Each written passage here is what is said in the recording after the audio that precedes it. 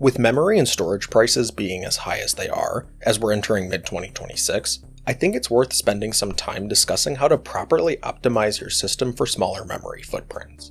A lot of these tips will be pretty common sense if you're already a power user, but without being told them, a lot of people just don't even think about these sorts of things. Let's dive into some simple memory optimizations you can do at home. It probably won't save you from eventually upgrading your memory, but it may help keep things bearable until you're able to afford the stuff that's literally worth its weight in gold.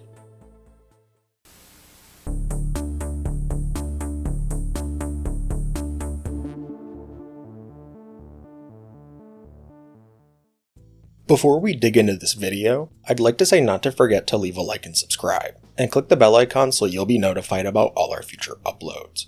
For this video, I'm not going to be discussing performance benchmarks, because I have a whole other video diving into them that I'll link below and on screen. What we'll be talking about today is instead how to get the memory footprint of your OS and games running on it more under control so you aren't running into limitations on capacity as often. As a result, we won't be discussing frames per second, but we will be discussing memory usage in terms of megabytes and gigabytes.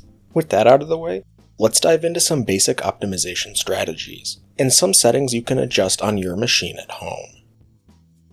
Okay, so what the heck is going on specifically with Windows 11, and why is it so comfortable filling up my precious capacitor arrays? Long story short, Microsoft seems to believe, to some degree, that unused memory is wasted memory. This has always sort of been the case on the Windows operating system though. I remember back in the day, meaning about 14ish years ago, where the school computers we had used 2 gigs of RAM, and Windows 8 had just come out and the computers were updated to it. Opening Task Manager and the RAM was almost always full. In the years since, Windows 10 came out and that OS behaved very similarly to Windows 8. As systems gained more memory over time, Windows really didn't take up that much more, but programs began using it heavily.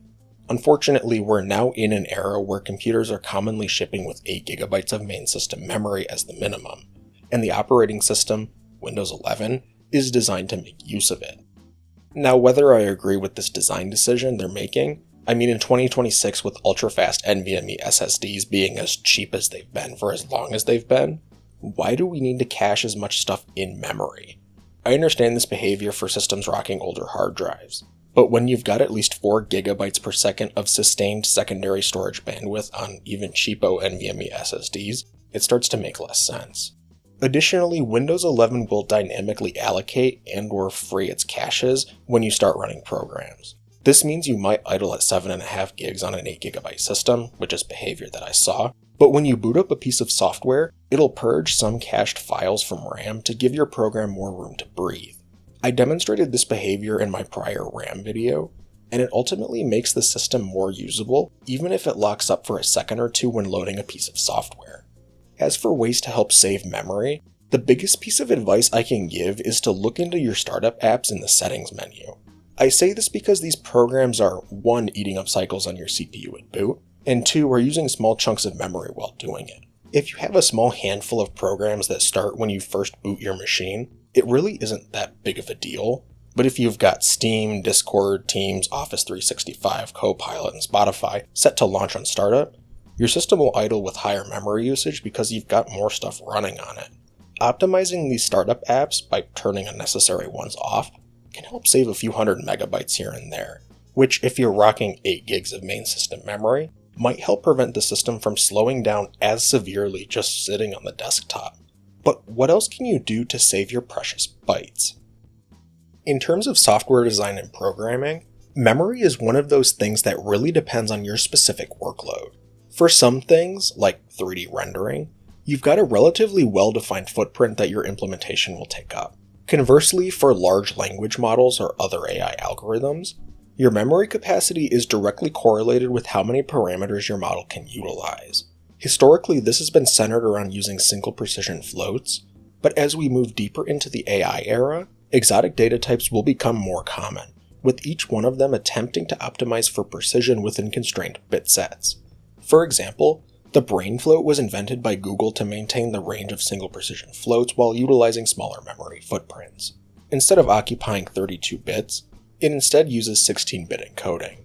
with only the Mantissa receiving any sort of modification coming from the regular IEEE 754 definition. Another data type that retains the same exponent range as single precision floats includes the TensorFloat 32, which despite its name only occupies 19 bits worth of data. The B-float and the TensorFloat both attempt to tackle the same issue, maintaining specific precision ranges while cutting down on memory. This is what will ultimately save algorithms a lot of memory in the future. Despite it not being as useful for 3D rendering, it helps to accelerate convolutional neural networks and transformers. It ultimately allows massive multi-billion parameter models to run on consumer-grade electronics, at the cost of some accuracy of the model. Other data types, like 8, 6, and 4-bit mini or micro floats, are even more aggressive in optimizing for space at the cost of precision. It turns out that for some workloads that AI makes use of, these heavily restricted, low-precision floating point numbers are really useful for either really small numbers or ranging up to 240. Part of the problem with discussing micro and mini floats is the fact that they haven't really been as explicitly defined as single or half-precision floats. There are a variety of mantissa and exponent configurations, some using the signed bit and others not, and it really depends on what the hardware you're using supports.